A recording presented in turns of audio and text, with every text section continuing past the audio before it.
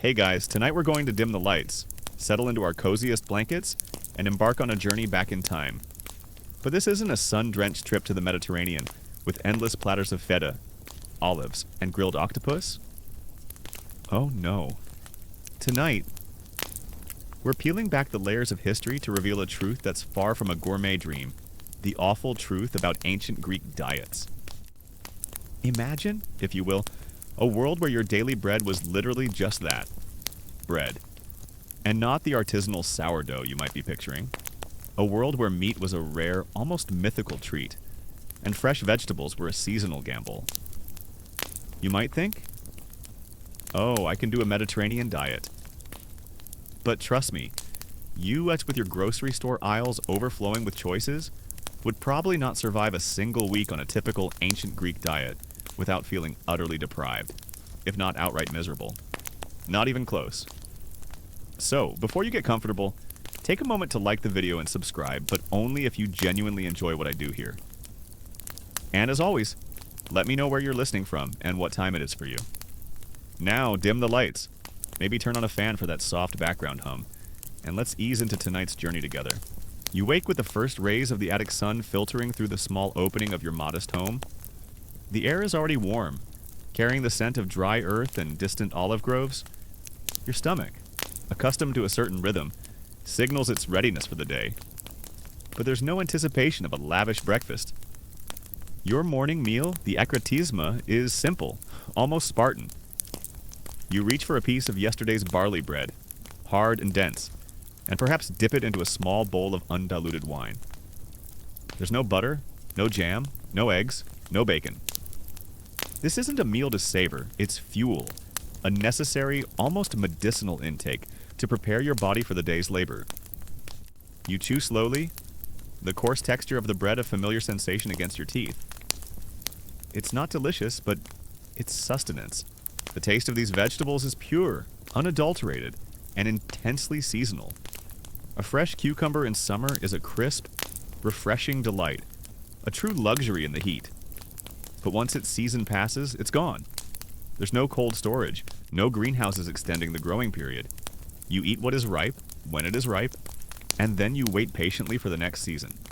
This creates a rhythm to your diet, a constant ebb and flow of fresh produce, punctuated by longer periods where your meals are more heavily reliant on dried goods.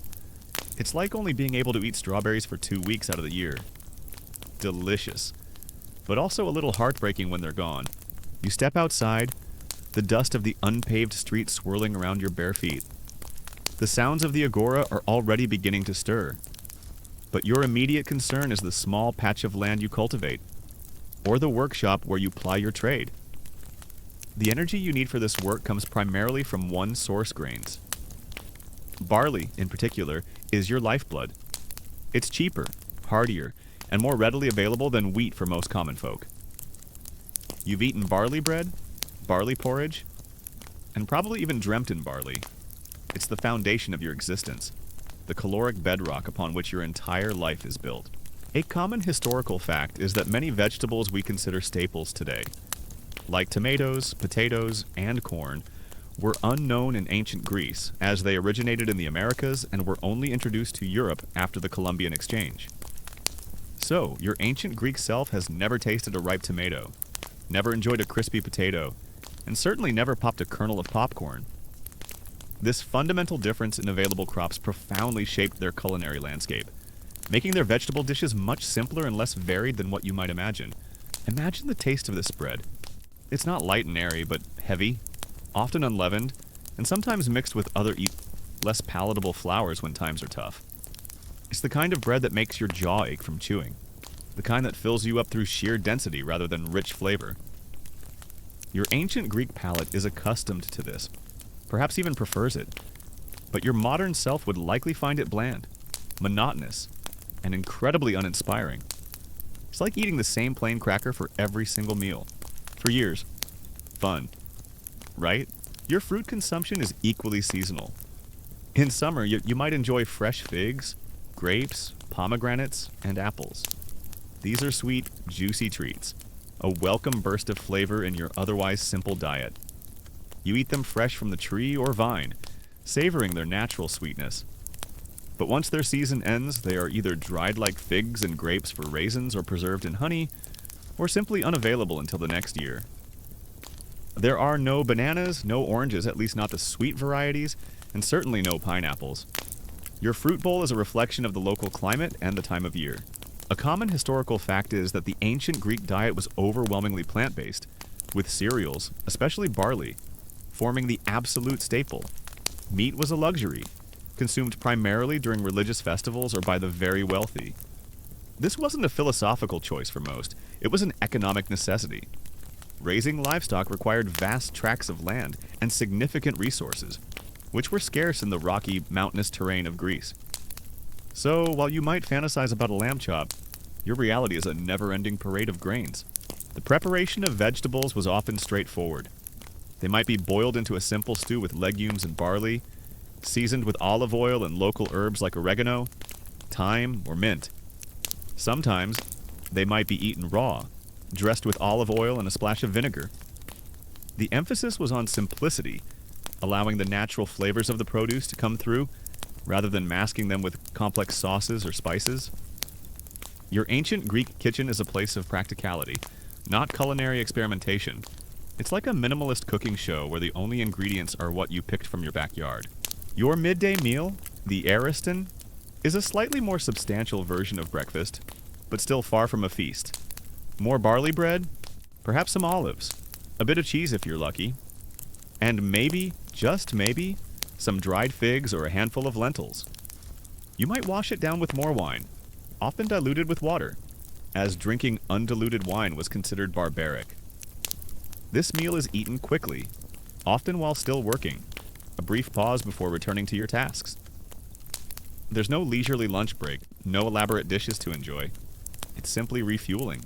A unique detail about ancient Greek vegetable consumption is the importance of wild foraging. Beyond cultivated gardens, people would gather wild greens, herbs, and even edible roots from the countryside. These wild plants often provided essential vitamins and minerals that might be lacking in the cultivated diet, and offered a free, supplementary source of food, especially for the poorer segments of society.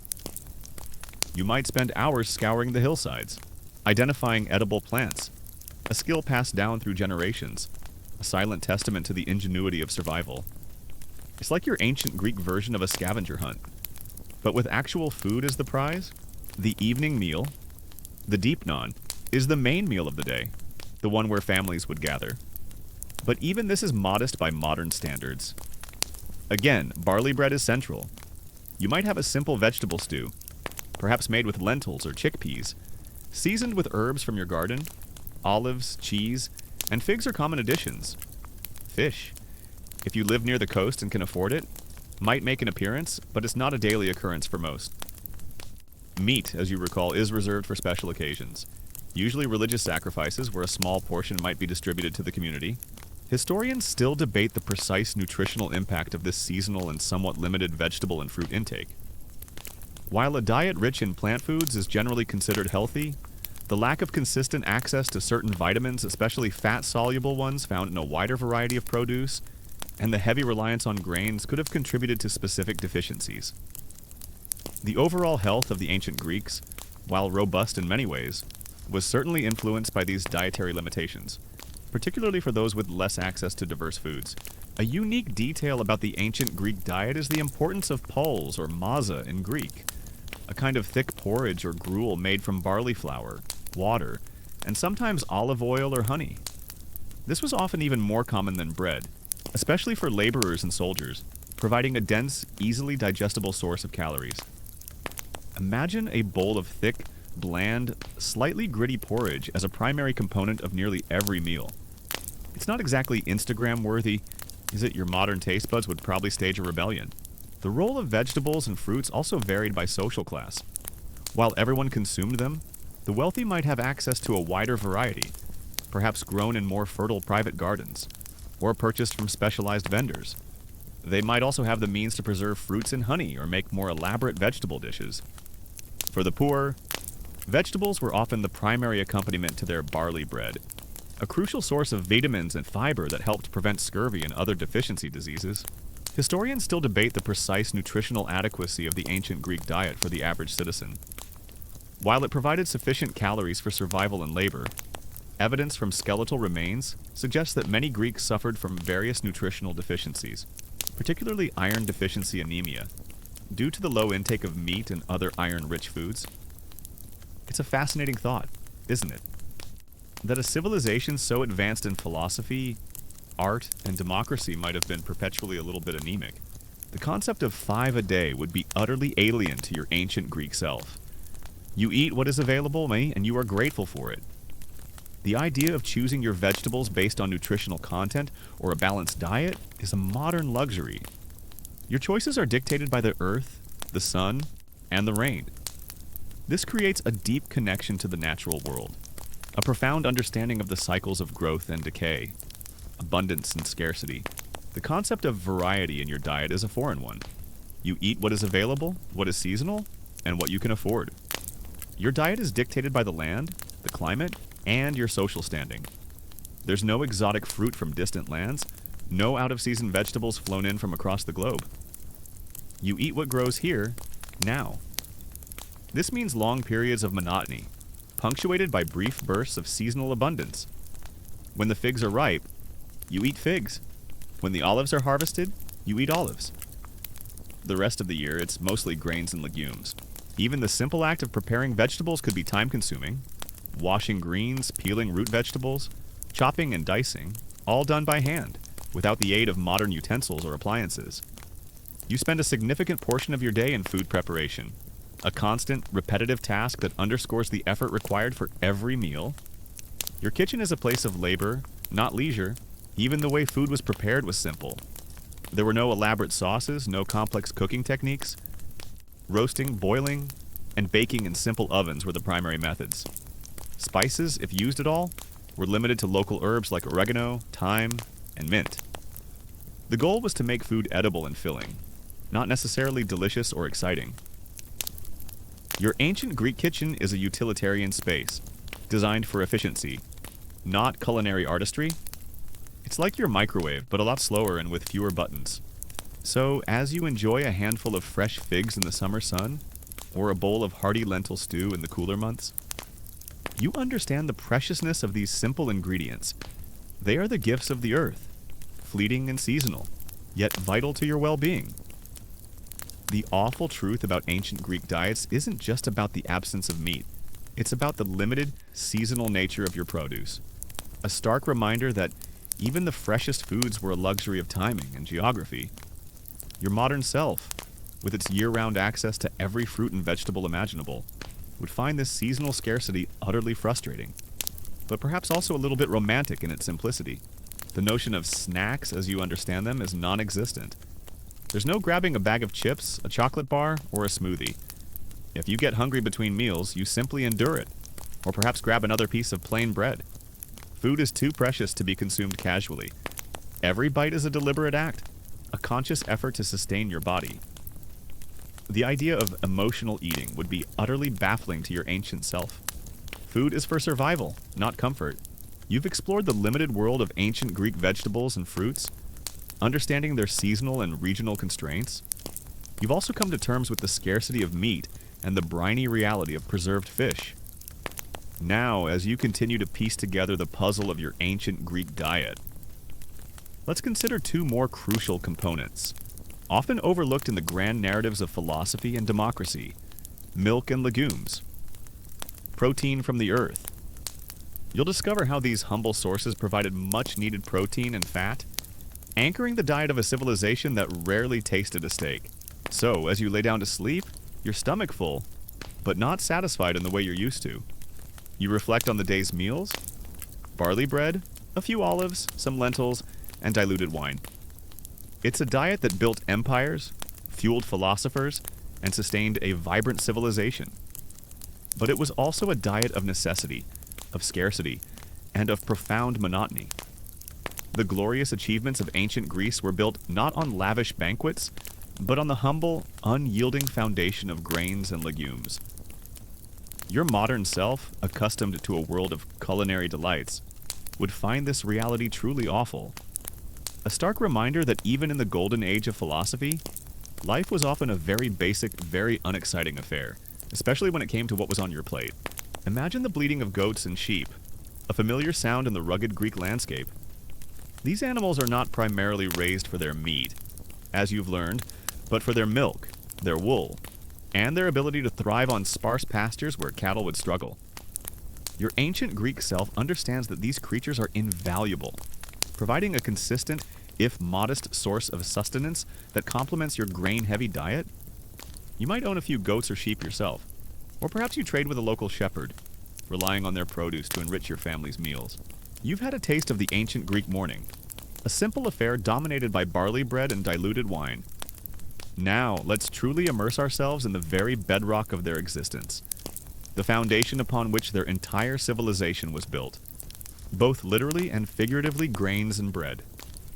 Tonight, we delve deeper into cereals and bread, the harsh foundation, and you'll quickly understand why the phrase daily bread had a far more profound, and perhaps monotonous, meaning for the ancient Greeks than it does for you. Fresh milk, gala, was consumed. But it was not as common as you might think, especially for adults. It was often seen as food for children or the sick, or perhaps for rural populations. The lack of refrigeration meant that fresh milk spoiled quickly, making its widespread consumption challenging. You might drink a small amount of warm goat's milk directly from the udder, or perhaps mix it with honey for a sweet treat.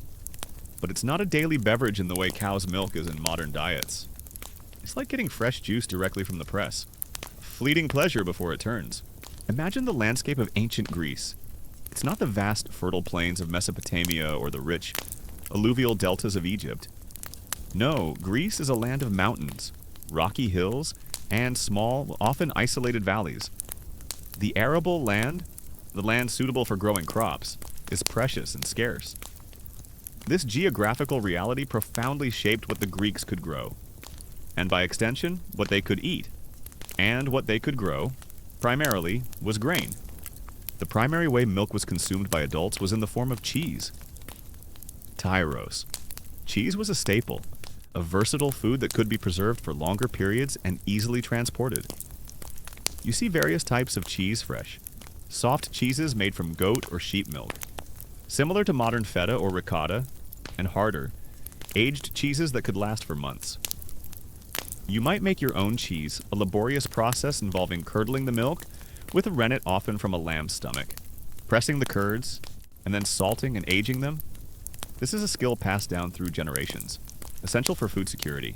Barley, Creth in Greek, was king. You see fields of it stretching across the limited flatlands, its bearded head swaying in the gentle breeze. It's hardier than wheat, more tolerant of the drier, poorer soils, and ripens faster, making it a more reliable crop in a challenging environment.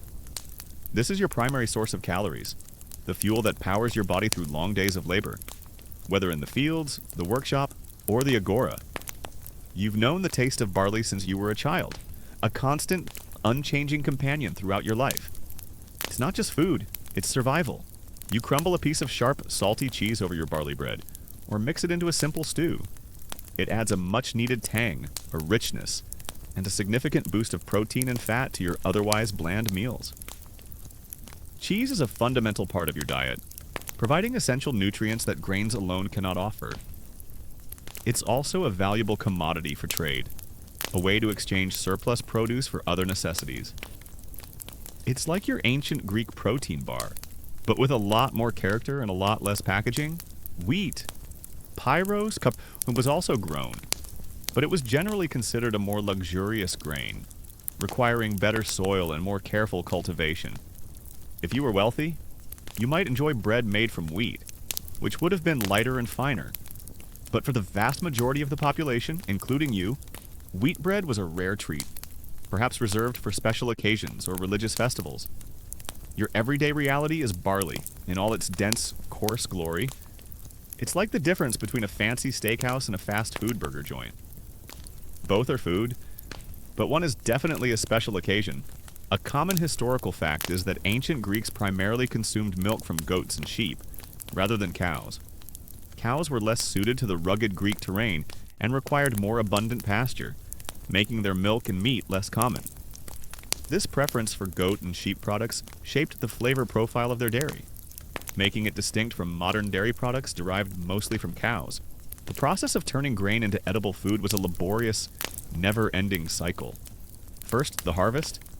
You spend long, back-breaking hours under the relentless sun, cutting the barley stalks with a simple sickle. Your hands calloused, your back aching. Then comes the threshing, separating the grain from the chaff, often by trampling animals or beating the stalks on a hard threshing floor. The air is thick with dust and tiny bits of straw, irritating your lungs and coating your skin. This isn't a quick trip to the combine harvester, it's a full-body workout. Repeated season after season, beyond dairy, the true workhorses of protein in the ancient Greek diet were legumes.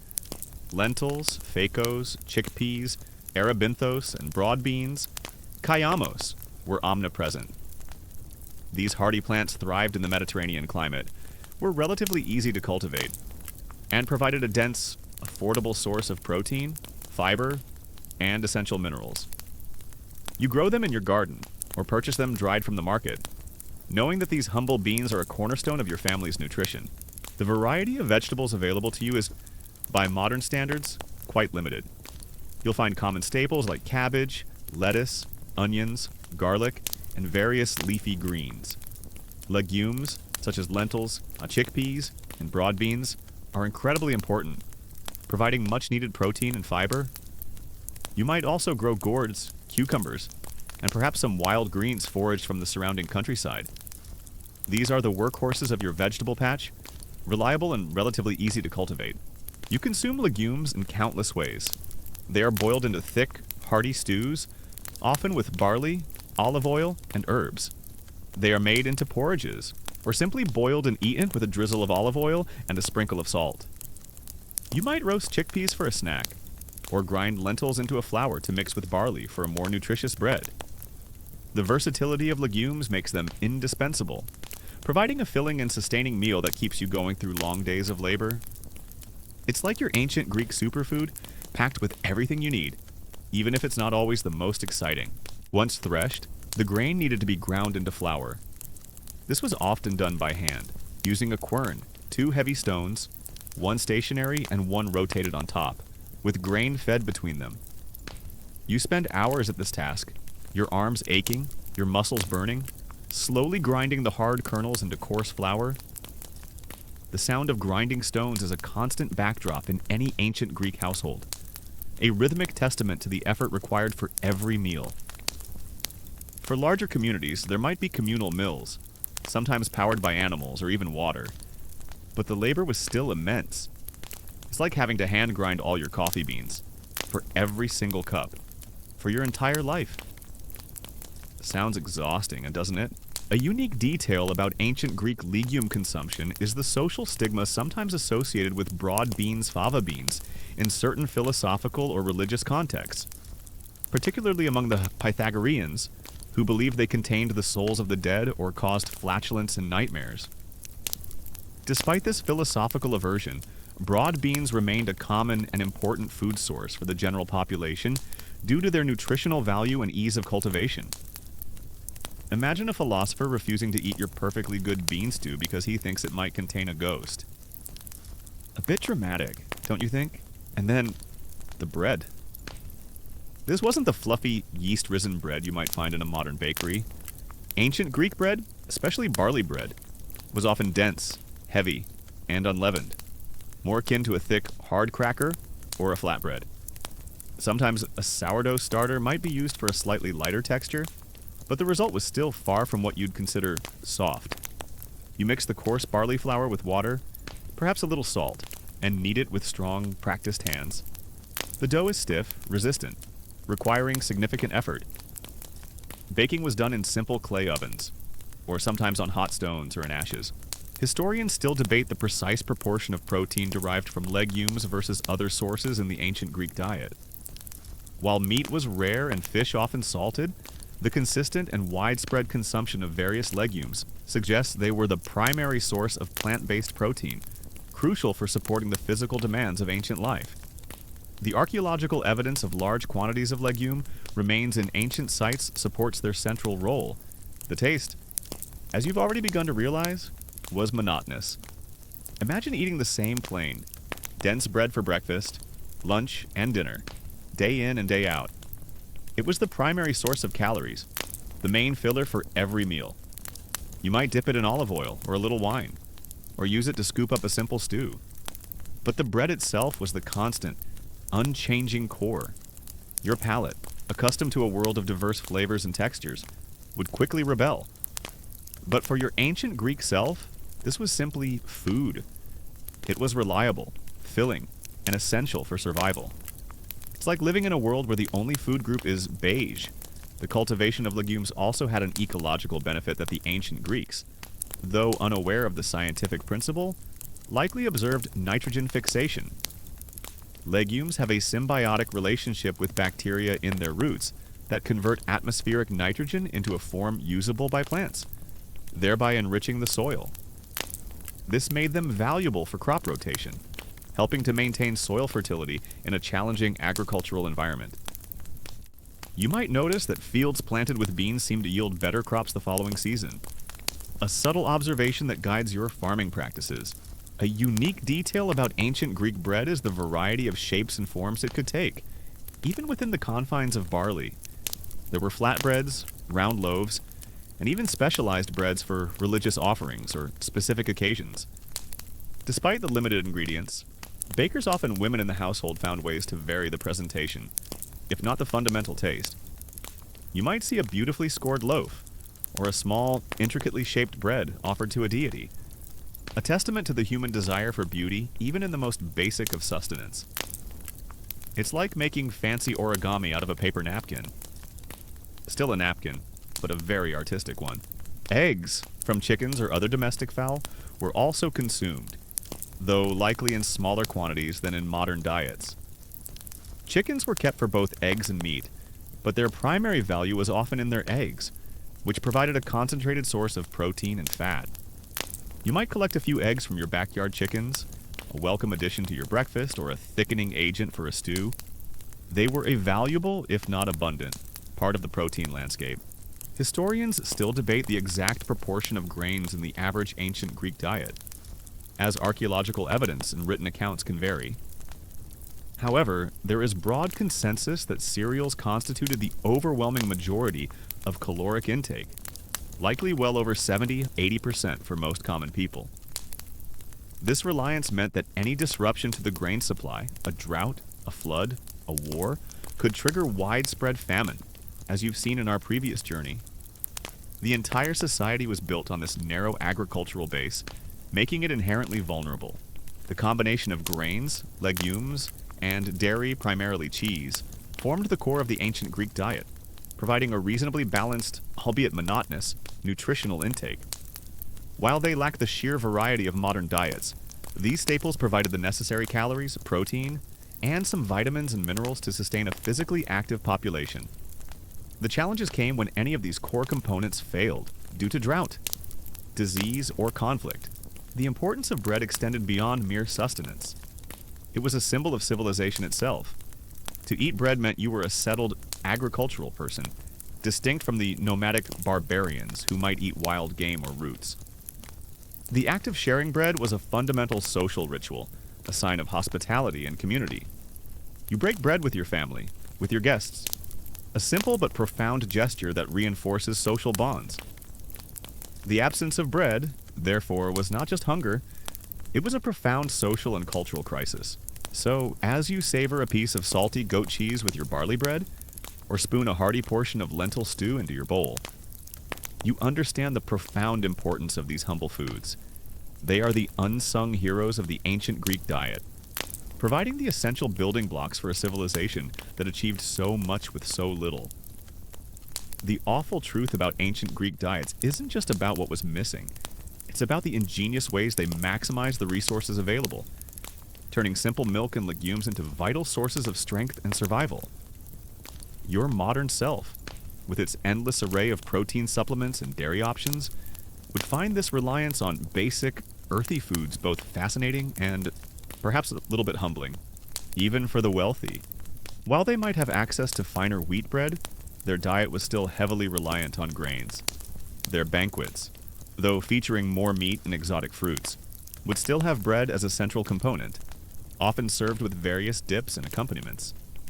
The difference was one of refinement and quantity, not a fundamental shift away from the grain-based core.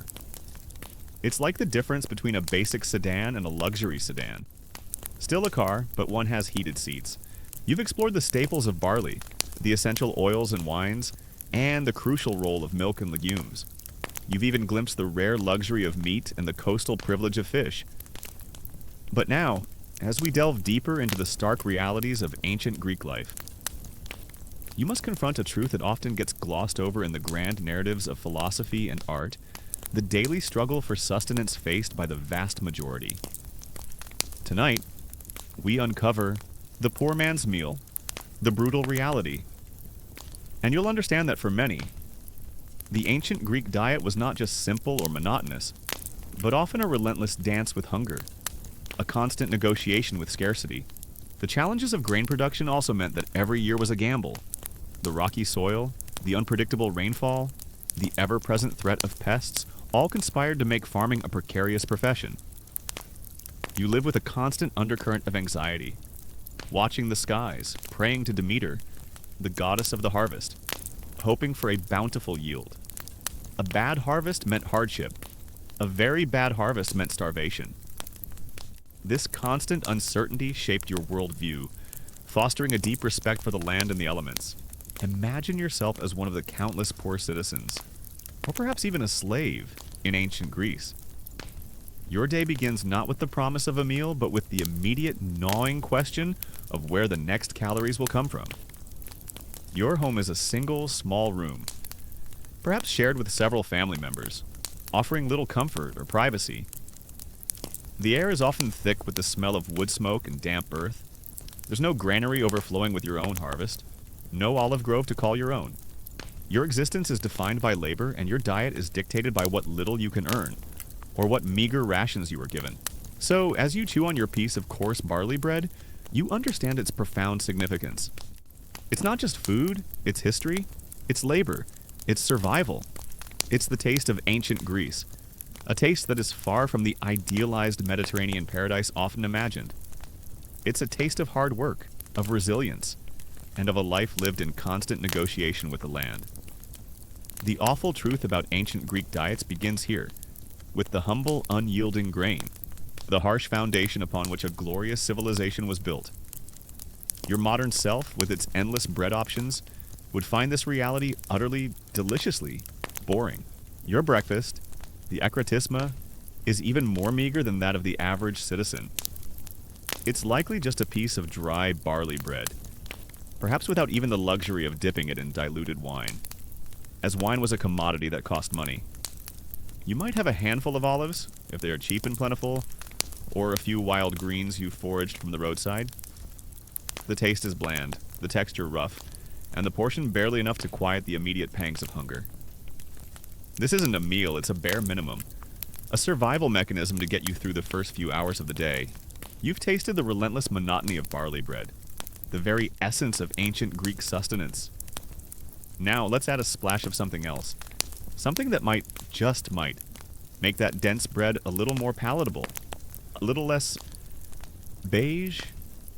Tonight, we turn our attention to olive oil and wine essential commodities, and you'll discover how these two iconic products, while central to the Greek identity, were far from the luxurious indulgences you might imagine, serving instead as fundamental, almost sacred, pillars of daily life. Your work is physically demanding, whether you are a day laborer in the fields, a craftsman in a small workshop, or a domestic slave. Every calorie you consume is immediately burned in the effort to earn more. You feel the constant ache in your muscles, the persistent fatigue that no amount of sleep seems to alleviate. Your body is a machine, fueled by the cheapest, most basic inputs, and constantly running on the edge of exhaustion. It's like trying to run a marathon on a diet of just plain toast.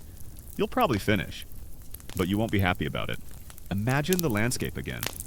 Beyond the rocky fields of barley, you see vast groves of olive trees, their silvery green leaves shimmering in the sunlight. These aren't just pretty trees, they are the lifeblood of your economy, your health, and your culinary world. The olive tree, sacred to Athena, is truly a gift from the gods, providing not just food, but light, hygiene, and even medicine. You've probably climbed these trees as a child, played hide and seek among their gnarled trunks, and now, as an adult, you participate in the arduous process of harvesting their precious fruit. The midday meal, the ariston, is often skipped entirely, or consists of another piece of dry bread. There's no time for a leisurely break, no extra food to spare. You might carry a small pouch with a few dried figs or a handful of roasted chickpeas, nibbling on them throughout the day to stave off the worst of the hunger. The sun beats down, and your thirst is a constant companion, quenched only by sips of water from a communal well, often shared with many others, increasing the risk of disease. The olive harvest is a communal affair, a time of intense labor. You spend weeks, sometimes months, carefully picking the olives by hand, or beating the branches with long poles to make the fruit fall onto nets spread beneath. Your fingers are stained purple. Your back aches from bending. But there's a sense of purpose, a shared effort that binds your community together. These olives, once gathered, aren't destined for your salad bowl. Most of them are for pressing, for extracting that liquid gold olive oil. A common historical fact is that for the poor in ancient Greece, legumes, particularly lentils and chickpeas, were an absolutely vital source of protein and calories, far more significant than meat or even fish. These were cheap, easy to store, and could be grown on less fertile land. You consume lentils in almost every form imaginable, boiled into thick, watery stews, ground into a coarse flour for mixing with barley, or simply boiled and eaten plain. They are your lifeline, your primary defense against outright starvation. The process of making olive oil is slow and laborious. You transport the harvested olives to a communal press, often a heavy stone mill where the olives are crushed into a paste. Then this paste is pressed, either by hand or with a large wooden beam, to squeeze out the oil. The scent of fresh olive oil, rich and earthy, fills the air, a comforting aroma that signifies prosperity and sustenance. You watch the golden liquid flow, drop by precious drop, into large clay amphorae, knowing that every single drop is vital to your household. It's like making your own gasoline, but for your stomach instead of your car. And probably tastes better. Imagine the taste of these endless legume stews. They are often thin, made with minimal olive oil, and seasoned only with the most basic herbs. The texture is often mushy, the flavor repetitive. While nutritious, the sheer monotony of it would be soul-crushing for your modern palate. But for your ancient self, this is food. This is what keeps you alive. It's like being stuck in a restaurant where the only item on the menu is bean soup. Every day, forever. Olive oil isn't just for dipping your bread, though you do that often. It's a primary source of fat and calories in the diet, otherwise dominated by carbohydrates. It's used for cooking, for preserving food, and for seasoning.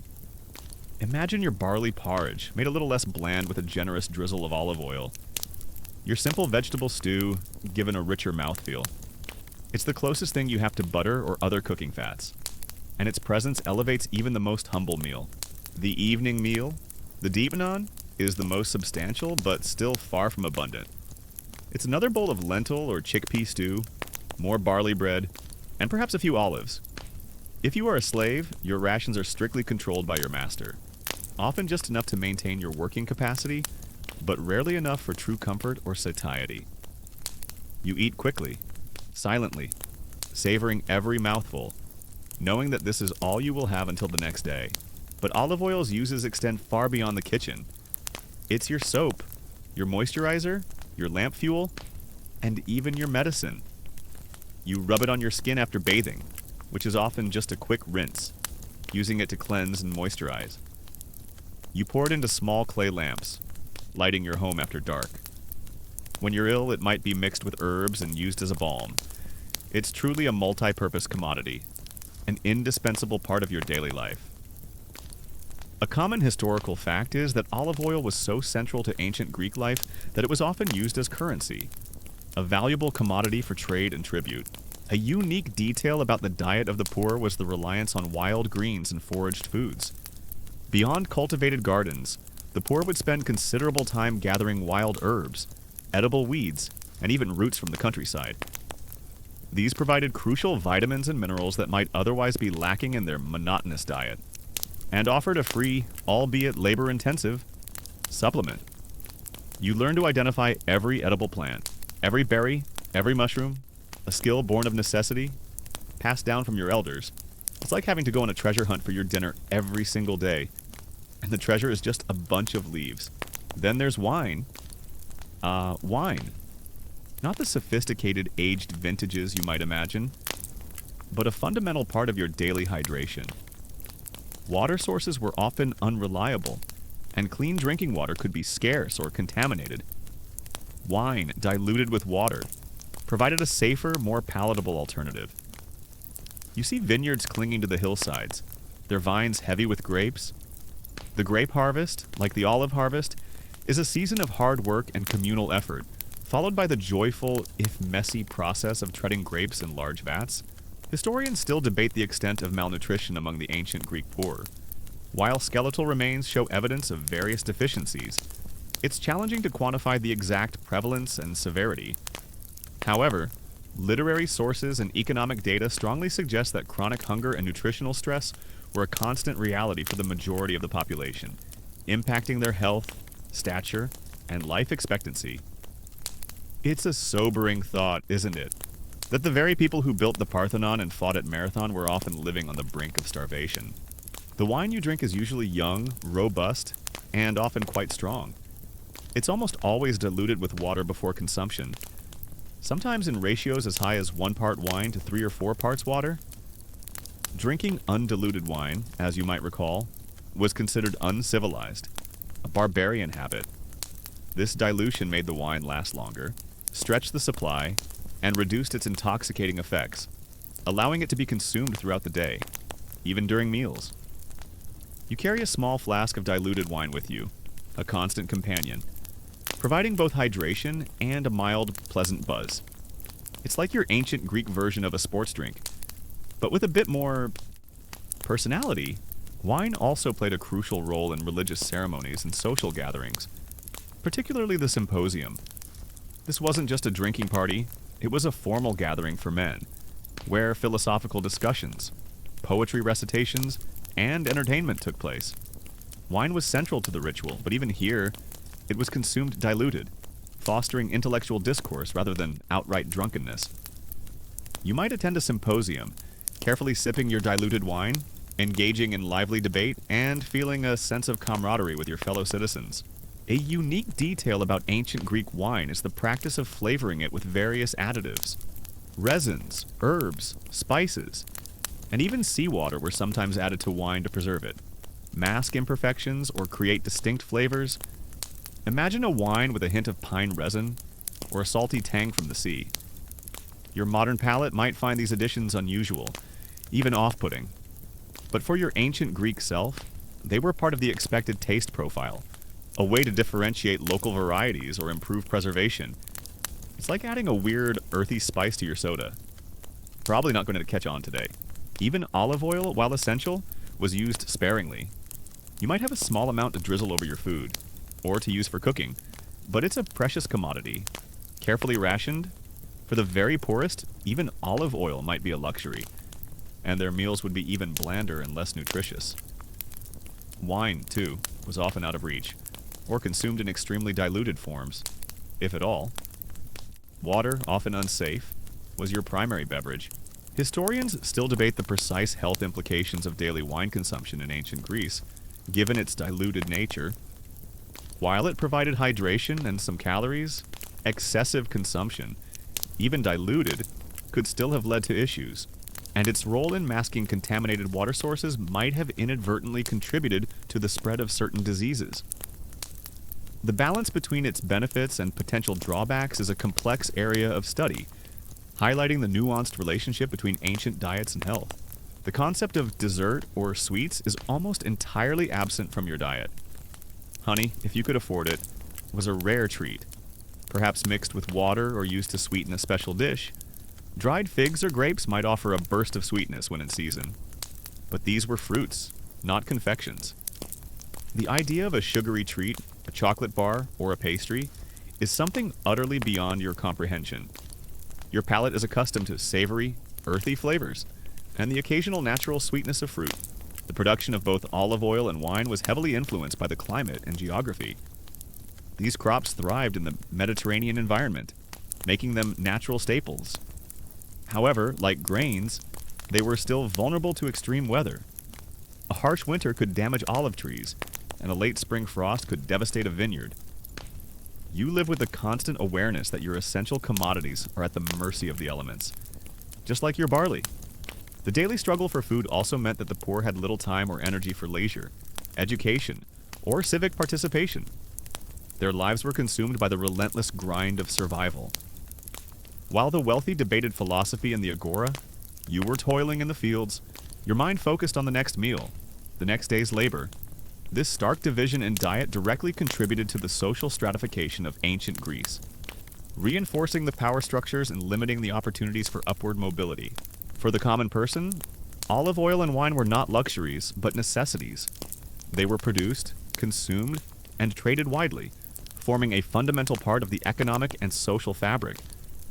Even the poorest households would strive to have some access to these goods, as they were vital for survival and for participating in the basic rituals of daily life. The absence of olive oil meant a bland, less nutritious diet, and a lack of light for the long nights. The absence of wine meant a less safe and less palatable source of hydration. The health consequences of this diet were significant. Chronic malnutrition, even if not leading to outright starvation, resulted in stunted growth, weakened immune systems, and increased susceptibility to disease. You might suffer from anemia, vitamin deficiencies, and dental problems. Your life expectancy is shorter, your body more prone to illness and injury. The physical toll of a lifetime of inadequate nutrition is evident in your weary gait, your prematurely aged face, and your constant aches and pains. So, as you pour a small measure of olive oil onto your barley bread and dilute your wine with water, you understand that these are not mere condiments or beverages. They are essential commodities, products of hard labor and the generous, yet sometimes fickle, Greek landscape. They are the flavors that define your ancient Greek life, providing not just sustenance, but also light, cleanliness, and a sense of cultural identity. The awful truth about ancient Greek diets isn't just about what was missing. It's about how these seemingly simple essentials carried such immense weight, anchoring your existence in a world of limited culinary delights. Your modern self, with its endless array of cooking oils and beverages, would find this simplicity both admirable and, frankly, a little bit boring. So, as you finish your meager evening meal, your stomach full but not truly satisfied, you understand the brutal reality of ancient Greek diets for the poor. It was a life defined by scarcity, by monotonous repetition, and by the constant low-level hum of hunger. The grand narratives of ancient Greece often focus on the achievements of the elite, but the true foundation of their society was built on the backs of those who ate little more than barley and beans, day in and day out. The awful truth about ancient Greek diets is that for the vast majority, it was a life of constant deprivation, a stark contrast to the idealized image of Mediterranean abundance. Your modern self, with its endless array of food choices, would find this reality utterly, truly heartbreaking. You've navigated the world of barley bread, olive oil, and diluted wine, the everyday staples of ancient Greek life. Now, let's talk about something that, for your modern self, might seem like a fundamental part of any meal, but for your ancient Greek counterpart, was a rare, almost mythical indulgence meat. Tonight, we uncover meat a rare luxury, and you'll quickly understand why the average Greek citizen rarely, if ever, tasted a succulent roast or a sizzling chop, and why its consumption was deeply intertwined with religion, status, and the very fabric of their society. You've experienced the stark, unyielding reality of the poor man's meal, a life defined by the relentless pursuit of basic sustenance. Now, as we continue our journey through the ancient Greek diet, you must confront another profound contrast, one that highlights the deep social divisions of the time, the dramatic difference between the lavishness of festivals and fast plenty and deprivation. You'll discover how periods of feasting, often tied to religious rituals, stood in stark opposition to the daily scarcity, creating a complex tapestry of abundance and want. Imagine your longing. You smell the faint aroma of roasting meat drifting from a distant temple, or perhaps from the home of a wealthy neighbor. It's a tantalizing scent, a promise of richness and satiety that rarely graces your own table. Your diet, as you know, is overwhelmingly plant-based, a testament to the harsh realities of Greek agriculture and economics. Meat, for most, was not a daily, weekly, or even monthly occurrence. It was an event, a celebration, a ritual. Imagine the air, usually thick with the scent of dust and cooking barley, now filled with something else entirely, the intoxicating aroma of roasting meat, sweet wine, and fragrant spices. The sounds of the city, typically a hum of daily labor, are replaced by joyous shouts, the music of flutes, and the rhythmic chanting of hymns. This is a festival, a panegyris, a rare and eagerly anticipated break from the monotony of daily life. For a brief, glorious period, the rules of scarcity are suspended, and a semblance of plenty reigns. The primary reason for meat scarcity was simple economics and geography. Greece, with its rocky, mountainous terrain, was not well suited for large-scale livestock farming. Raising cattle, sheep, or pigs required extensive pastures and significant resources, land that could otherwise be used for growing essential grains, and feed that could be consumed by humans. The cost of raising animals to maturity for meat was prohibitive for the vast majority of the population. It's like trying to run a massive cattle ranch in the middle of a desert. Not very efficient, is it? These festivals were almost always religious in nature, dedicated to a specific god or goddess, like the Dionysia for Dionysus or the Panathenaia for Athena. The central act of many of these festivals was the communal sacrifice of animals. You gather with thousands of your fellow citizens, all dressed in their finest, their faces alight with anticipation. A procession winds its way through the streets, leading a magnificent bull, adorned with garlands, towards the altar. This is the moment you've been waiting for, the opportunity to taste meat. Not just a meager portion, but a more substantial share. So, when meat was consumed, it was almost always in the context of a religious sacrifice. You participate in these public rituals, gathering with your community at a temple or an altar. An animal, perhaps a bull, a goat, a sheep, or a pig, is led to the altar, adorned with garlands. The priest performs the sacrifice, a solemn and ancient rite. The animal is ritually slaughtered, its blood offered to the gods, and then, crucially, its edible parts are butchered and cooked. This is your chance. This is when you might finally taste meat. The ritual slaughter is solemn, but the aftermath is joyous. The meat, cooked over large fires, is distributed among the participants. You receive a portion, perhaps a piece of roasted beef or a succulent cut of lamb. The taste is rich, savory, and utterly satisfying. A stark contrast to the blandness of your everyday diet. You savor every bite, chewing slowly, allowing the flavors to explode on your tongue.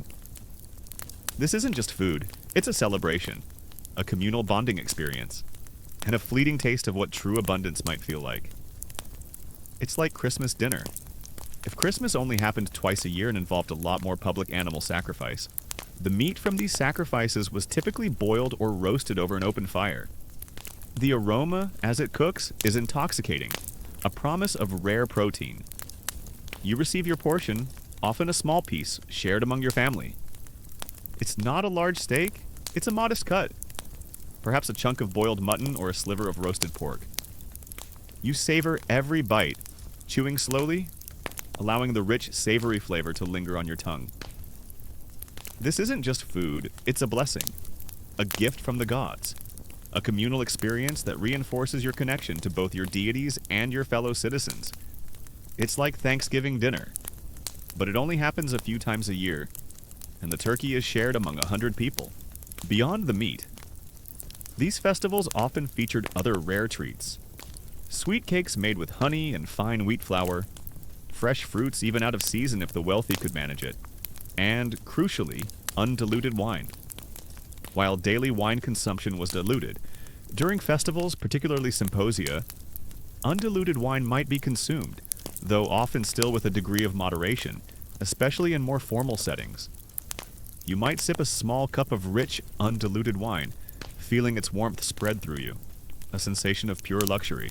A common historical fact is that the Greeks believed that the gods consumed the smoke and bones of the sacrificed animal, while humans were permitted to eat the meat.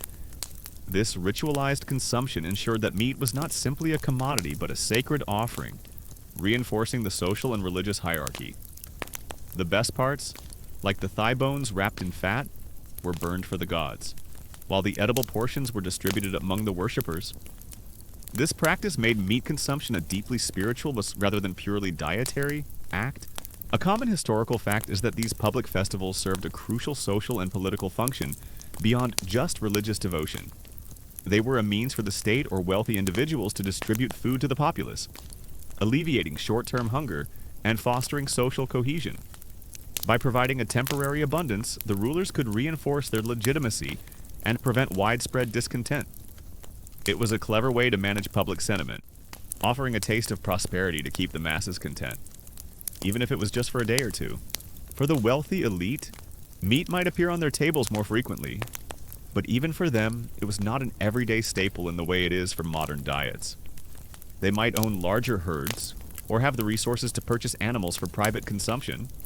Their banquets, the symposia you've heard about, might feature roasted game birds, or even a whole roasted pig, a lavish display of wealth and status. But these were still special occasions, not the norm.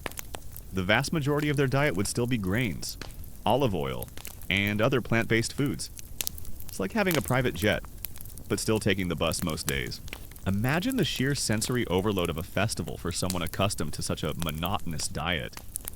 The vibrant colors of the decorations, the lively music, the laughter and chatter, the rich aromas of cooking food, the taste of rare delicacies. It's a feast for all the senses, a temporary escape from the harsh realities of daily life. You feel a sense of belonging, a shared joy that transcends social class, even if only for a few hours. It's like going from black and white to full technicolor, a dazzling, overwhelming experience. Fish, as you'll explore more deeply later, was a more accessible source of animal protein, especially for those living near the coast. But even then, fresh fish was perishable and often expensive, making salted or dried fish a more common, though less appealing, option for the average person. So, while you might occasionally enjoy a small fish, it doesn't replace the craving for red meat. However, these periods of plenty were always temporary, always followed by a return to the usual scarcity. The memory of the feast would linger, a tantalizing dream, but the reality of barley bread and lentil stew would quickly reassert itself. This contrast could be jarring, thus even disheartening, highlighting the persistent deprivation rather than truly alleviating it long term. A unique detail about ancient Greek meat consumption is the use of blood sausage. After a sacrifice, the blood of the animal was often collected and mixed with fat, grain, and spices to make a kind of sausage, which was then cooked. This ensured that no part of the animal went to waste, a testament to the scarcity and value of every component. Imagine the taste and texture of such a dish. A hearty, if somewhat unusual, way to maximize the nutritional yield from a rare animal.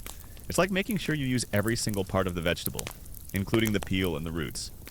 Very sustainable, but maybe not always delicious. A unique detail about these festivals is the concept of kremasmata, or hanging offerings. During some festivals, food items, often fruits, bread, or small cakes, would be hung from trees or poles as offerings to deities, and sometimes later consumed by the public or birds. This practice blurred the lines between sacred offering and communal consumption, and provided a visual display of bounty, even if the actual quantity was limited. Imagine seeing trees laden not with leaves, but with edible treats. A truly magical sight for a hungry person. It's like a delicious, edible Christmas tree, but for the gods. Historians still debate the precise role of hunting in the ancient Greek diet. While hunting certainly occurred, particularly for game birds and small animals, it was likely not a significant source of calories for the general population. It was more of a sport for the elite, or a supplementary activity for those living in more remote, wild areas. The sheer effort and uncertainty of hunting made it an unreliable food source compared to agriculture. It's like trying to catch your dinner with a net in a tiny pond. You might get something, but it's not guaranteed. Historians still debate the true impact of these festivals on the overall nutritional status of the ancient Greek population. While they provided a temporary boost of protein and calories, they couldn't compensate for chronic malnutrition. Some scholars argue that the intermittent feasting might have even exacerbated the feast or famine cycle, making the periods of deprivation feel even more acute. The long-term health benefits were likely minimal, but the psychological and social benefits were undoubtedly significant. The concept of protein as a distinct nutritional component was, of course, unknown to the ancient Greeks. They understood that meat provided strength and sustenance, but they didn't have our modern scientific understanding of amino acids. Their primary sources of protein came from legumes, lentils, chickpeas, and beans, which were much more readily available and affordable. You would consume these regularly, often in stews or porridges, knowing instinctively that they provided a different kind of fullness, a sustained energy that barley alone couldn't offer. Now, let's pivot to the other side of the coin fasting. While not as common or as extreme as in some other ancient cultures, periods of ritual fasting or dietary restriction did exist in ancient Greece, often tied to religious purification or philosophical practices. These were voluntary acts, undertaken for spiritual or intellectual reasons, a stark contrast to the involuntary fasts imposed by poverty and famine. The scarcity of meat also meant that animal products like milk, cheese, and eggs were precious. While milk from goats and sheep was consumed, it was often processed into cheese, and which was easier to preserve. Eggs from chickens or other fowl were also eaten, but likely in small quantities, as poultry farming was not on a large scale. These were supplementary sources of protein and fat, not central components of the diet. It's like your side dish is also a side dish. Imagine a philosopher, like Pythagoras, advocating for a vegetarian diet, or even abstaining from certain legumes like the fava bean, as you might recall. This was a choice, a deliberate act of self-control and discipline, often seen as a path to intellectual clarity or spiritual purity. For you, the common person, the idea of choosing to eat less, or to restrict your already limited diet, would be utterly baffling, almost absurd. Your life is a constant, involuntary fast. It's like someone with a full pantry deciding to only eat twigs. Why, meat for the poor was an almost unheard of luxury. You might taste it a few times a year, a small portion from a public sacrifice, a rare, fleeting moment of protein. The idea of buying meat from a butcher, or even raising an animal for slaughter, is utterly beyond your means. Your body, while adapted to a plant-based diet, constantly craves the richness and energy that meat provides, a craving that is rarely, if ever, satisfied. These voluntary fasts and dietary restrictions highlight the profound difference in perspective between the elite and the poor. For the wealthy, food was a choice, a means of expressing philosophical beliefs or demonstrating self-control. For the poor, food was a necessity, a constant struggle for survival. The concept of fasting for spiritual reasons was a luxury that only those with a secure food supply could truly afford to practice. The lack of consistent meat consumption had long-term health implications. While the plant-based diet was generally healthy, the low intake of animal protein and certain micronutrients found primarily in meat could lead to deficiencies. As you recall from our previous discussions, issues like iron deficiency anemia were likely common, impacting energy levels and overall health. The ideal of the strong, healthy Greek citizen, often depicted in art, might have masked a more nuanced reality of widespread, if subtle as nutritional challenges.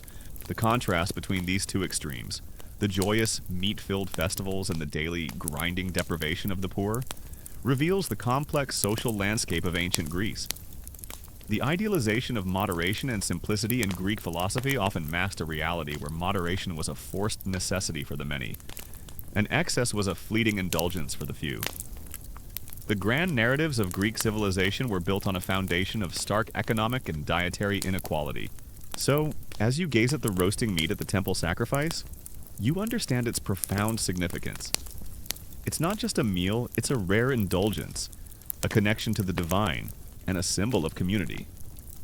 The awful truth about ancient Greek diets isn't just about the monotony of barley. It's about the profound absence of something we consider so fundamental. Your modern self, with its endless choices of meat, from beef to chicken to exotic game, would find this scarcity almost unbearable. A stark reminder of how much our culinary world has changed and how much we take for granted. Even within the festivals, the distribution of food could reflect social hierarchies. While common citizens received their portions, the elite would often have privileged access to the best cuts of meat, the finest wines, and the most elaborate dishes. Their banquets, even during public festivals, would be more lavish, their tables groaning under the weight of delicacies that the average person would never even see, let alone taste. The illusion of communal equality during a festival was often just that, an illusion, subtly undermined by the realities of power and wealth. You've learned about the scarcity of meat, a rare treat reserved mostly for religious rituals and the elite. Now, as your ancient Greek self, you might cast your gaze towards the endless, shimmering expanse of the Aegean Sea, hoping for a different kind of protein. Tonight, we explore fish and seafood, a coastal privilege. And you'll discover that while the sea offered a more accessible alternative to land-based meat, it was still far from a universal bounty. And its consumption was deeply tied to geography, wealth, and the ever-present challenges of preservation. So, as the echoes of the festival music fade, and you return to your humble home, the taste of roasted meat a distant memory, you understand the profound duality of ancient Greek diets. The festivals offered a tantalizing glimpse of a world of plenty, a brief respite from the relentless grind of scarcity. But they also served as a stark reminder of the daily deprivation, the ongoing struggle for sustenance that defined the lives of the vast majority. The awful truth about ancient Greek diets isn't just about what they ate. It's about the profound social and economic inequalities that dictated who ate what, when, and how, creating a world of stark contrast between fleeting abundance and enduring want. Your modern self, with its constant access to food, would find this feast or famine existence utterly, truly unsettling. Imagine the salty tang of the sea air, the rhythmic crash of waves against the shore. If you live in a coastal city like Athens, Corinth, or a bustling port town, the scent of fish is a familiar part of the daily market. You see fishermen mending their nets, their boats bobbing gently in the harbor, and the market stalls laden with the day's catch. This is a stark contrast to the inland villages, where fish, if it arrived at all, was a rare and expensive commodity, often dried or salted beyond recognition. Your proximity to the sea dictates a significant portion of your potential diet. You've witnessed the stark contrasts of ancient Greek diets, from the monotonous daily fare to the fleeting abundance of festivals, and the profound inequalities that dictated who ate what. Now, as we draw this culinary journey to a close, you must confront the ultimate consequence of these dietary realities, health and hardship, the dietary aftermath. You'll discover how the ancient Greek diet, for all its philosophical ideals of moderation, often led to a lifetime of subtle yet significant health challenges, shaping not just their bodies, but their very capacity for life. For those living by the sea, fresh fish was certainly more available than red meat. You might see a variety of species sardines, mackerel, tuna, sea bream, and even eels. The sight of a fresh catch, scales still glistening, is a welcome one. You know that this offers a valuable source of protein and fat, a welcome break from the relentless barley. You might purchase a small fish, perhaps a sardine, for your evening meal, a simple luxury that inland dwellers could only dream of. Imagine your body, not as the idealized athletic form depicted in Greek sculptures, but as a testament to the daily grind of barley, legumes, and limited variety. While the ancient Greeks were certainly active and often robust, their diet, particularly for the common person, presented a unique set of nutritional hurdles. You might feel a persistent fatigue, a dull ache in your bones, or a general lack of vitality that you simply accept as part of life. This isn't just tiredness, it's the subtle whisper of nutritional deficiencies, slowly eroding your well-being. However, available doesn't always mean affordable. Even by the coast, fresh fish could be expensive, especially larger, more desirable species. The cost of boats, nets, and the labor of fishing meant that the freshest, choicest catches often went to the wealthy. You might find yourself haggling over a handful of smaller, less prized fish, or settling for the cheaper, more common varieties. The fish market, while vibrant, is also a place of economic stratification, where the rich feast and the poor make do, it's like going to a fancy seafood restaurant, but you can only afford the side salad. The most pervasive issue, as hinted at before, was iron deficiency anemia, with meat being a rare luxury and many plant-based iron sources less bioavailable. Your body often struggled to produce enough red blood cells. You might experience chronic tiredness, shortness of breath even with moderate exertion, pale skin, and a general feeling of weakness. Imagine trying to build a magnificent temple or fight in a grueling battle when your blood is thin and your energy reserves are constantly low. It's like trying to run a chariot race with a flat tire. You might get there, eventually, but it won't be pretty.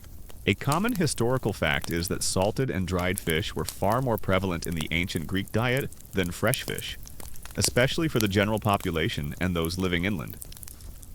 The lack of refrigeration meant that fresh fish spoiled rapidly, making preservation methods essential for wider distribution and year-round consumption. Imagine the taste of heavily salted fish, tough and intensely briny, a far cry from the delicate flakes of a freshly grilled fillet.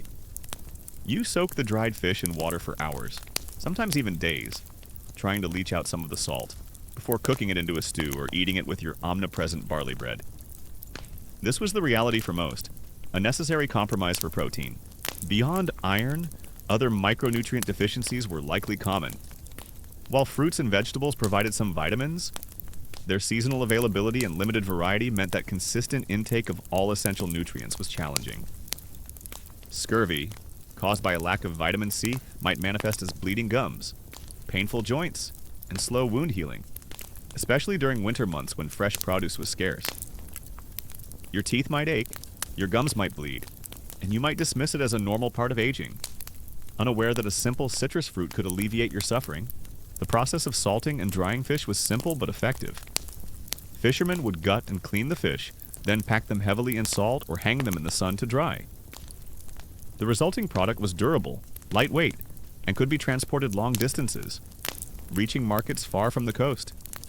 This allowed inland communities to access some form of fish protein, albeit in a less appetizing form. You might see bundles of dried fish hanging in the market, their pungent aroma a constant presence, a reminder of the sea's distant bounty. A common historical fact is that archaeological studies of ancient Greek skeletal remains frequently show evidence of various nutritional deficiencies, including signs of anemia, parodic hyperestosis, and cribra orbitalia in the skull. Dental wear patterns consistent with a coarse, abrasive diet, and indicators of childhood malnutrition. This physical evidence provides a grim counterpoint to the idealized images of Greek health and beauty, often presented in historical texts. A unique detail about ancient Greek fish consumption is the popularity of garum, a fermented fish sauce. This wasn't just a condiment, it was a staple, used to flavor almost everything, made from fermented fish guts, blood, and other parts. Garum had an intensely savory umami flavor, similar to modern fish sauce. Imagine the pungent aroma of garum being made, a smell that could clear a room. You add a few drops to your vegetable stew, or mix it with olive oil to dip your bread. It's a powerful flavor enhancer, transforming bland dishes into something more palatable. It's like your ancient Greek version of ketchup, but with a much more distinctive smell. Probably not going to be a hit at your next barbecue. The heavy reliance on coarse grains, particularly barley, also had a significant impact on dental health. The gritty nature of the flour, often containing small bits of millstone, led to severe tooth wear. You might experience constant toothaches, worn-down molars, and frequent infections. Imagine the agony of a persistent toothache in a world without modern dentistry. Your smile, if you dared to show it, would likely be a testament to a lifetime of chewing tough bread and gritty porridge. It's like trying to chew rocks for every meal. Your dentist would have a field day. Historians still debate the extent to which fish consumption contributed to the overall protein intake of the average Greek citizen, especially inland. While coastal populations clearly benefited, the cost and preservation challenges meant that for many, fish remained a supplementary food rather than a primary protein source.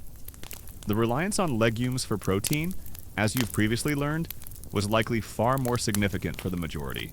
A unique detail about the health consequences of their diet is the prevalence of intestinal parasites.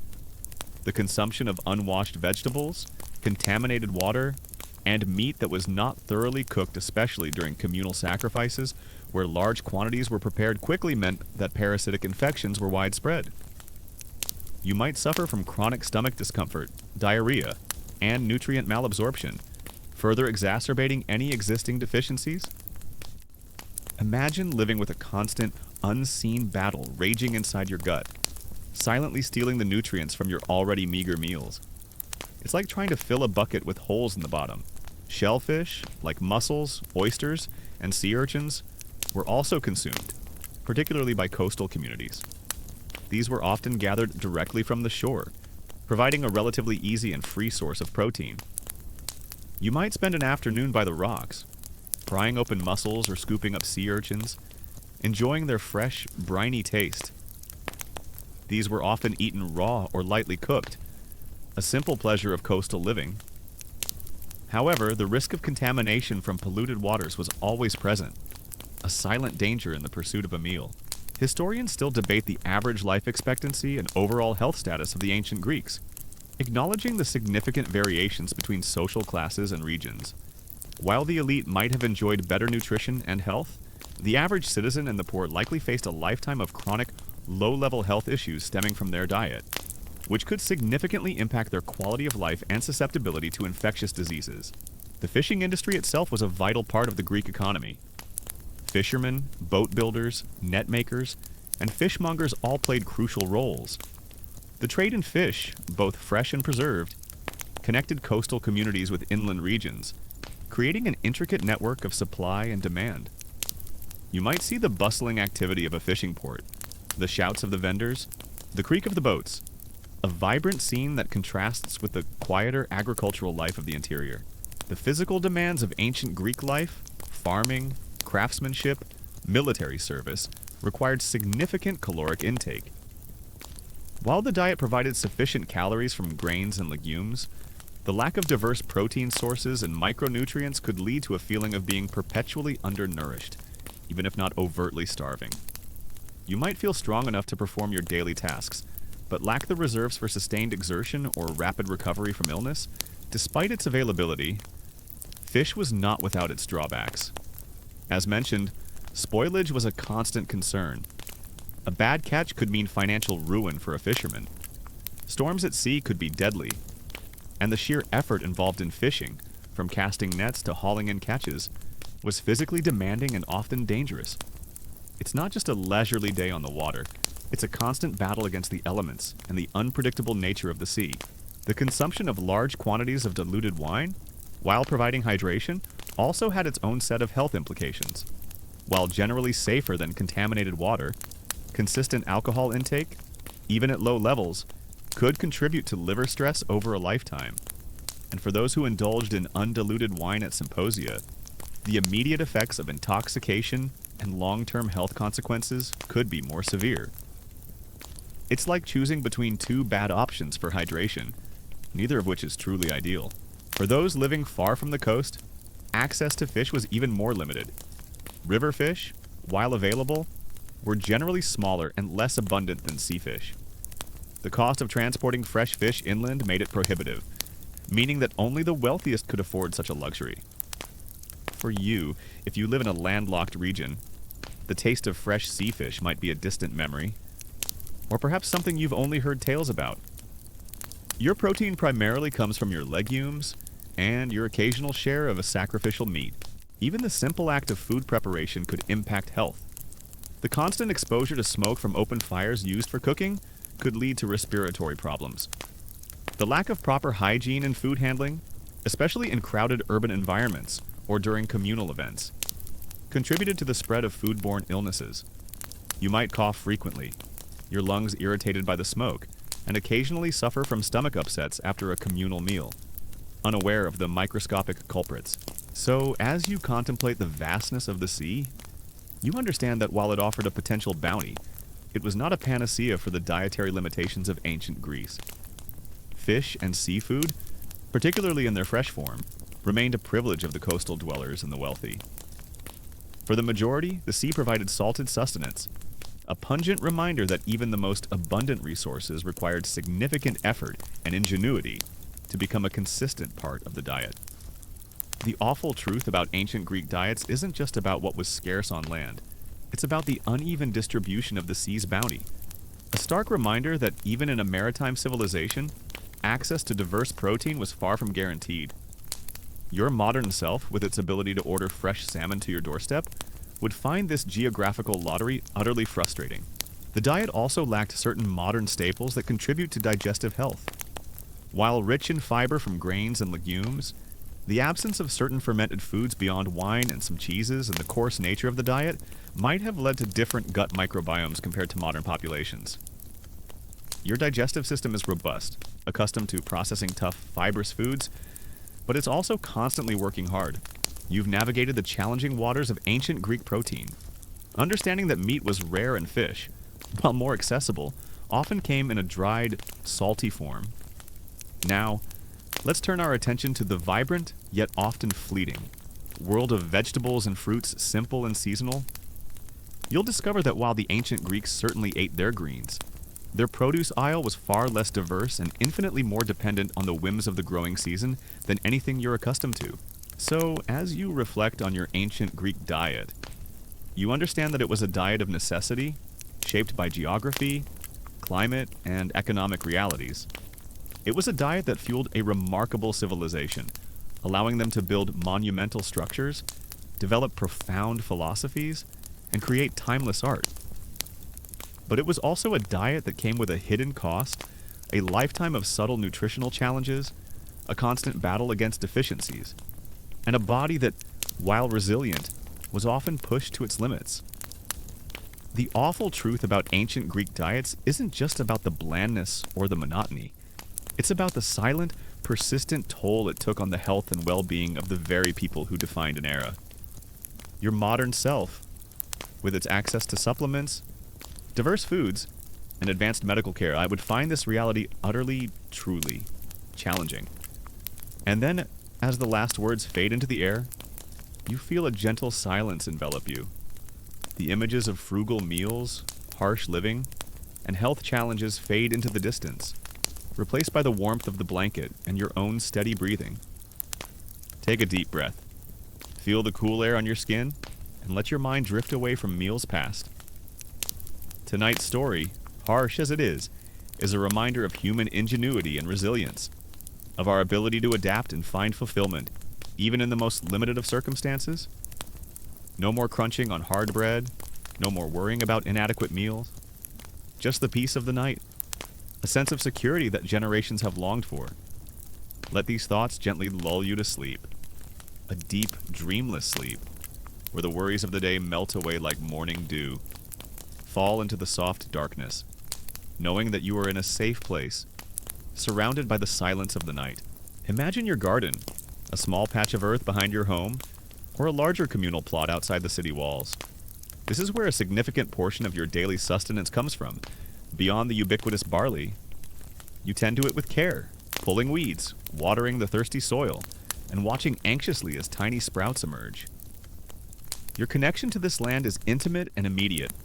What it yields directly impacts your family's well-being. There's no supermarket, no refrigerated trucks bringing produce from distant lands. Your diet is literally rooted in your local soil,